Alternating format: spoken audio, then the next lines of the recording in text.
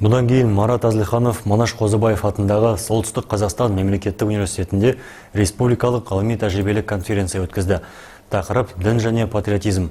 Алқалы жиынға дін қызметкерлері, әскерлер, оқытушылар және жастар қатысты.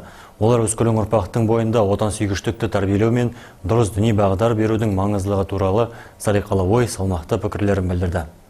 Бүгінгі тақырыптың өзекті екені даусыз. Әлемнің түкпір-түкпірінде террорлық бүлік бас көтеріп жатқанда елдегі тұрақтылықты ерекше бағалап, оны нығайту қажет. Жоғары имандылық пен патриоттық сезім қазақстандық қоғамның негізін құрайды. Бұл бағытта дін мен мемлекет бірігіп бір талай шаруаны тындырды. Соның арқасында елдегі діни ахуал тұрақты, деді Марат Азлиханов. Мәртебелі мейманның айтуынша, жастардың тән мен жан саулығы, имандылығы отансүйгіштікпен тығыз байланысты.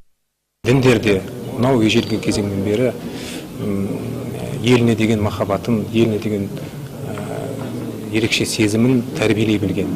Дін істері жөніндегі агенттік төрағасының міндетін атқарушы Марат Азлихановтың айтуынша, адам патриот болып өсе келе қалыптасады. Яғни отансүйгіштікті естіп көріп, дұрыс діни бағыт-бағдармен өскен баладан кейін саналы азаматтың шығатыны сөзсіз. Ал оның ұлтаралық келісімге қол салуы екі талай. Осы ретте жергілікті имамдарға артылған жүк салмақты. Ел болып, хал болып, бірігіп жұмыс істесек, мектептерге басқа да білім алатын, тәрбие беретін мүмкіндік болған уақытында осыны келісім бенен мекемелердің басшылары бен осы үгіт насихаттары жан жақты болып жеткізсек, мен ойлаймын, келешек біздің жас ұрпағымыз осыны түсініп, дұрыс жолны таңдайды. Қазақстан халқы көп ұлтты, әрқайсының тілі, діні, дәстүрі бар. Өңірде осы бағытта атқарылып жатқан істермен танысу үшін діни бірлестіктерді аралап, діндарлармен сөйлескен Марат Азлиханов теріскейде конфессиялардың жарасымды өмір сүріп жатқанын байқадым, деді. Діндарлардың арасында ауызбірлік бар екен, бір-бірімен қарым-қатынастары тығыз екен, бір-бірінің мейрамына барып, бір-бірін құттықтап,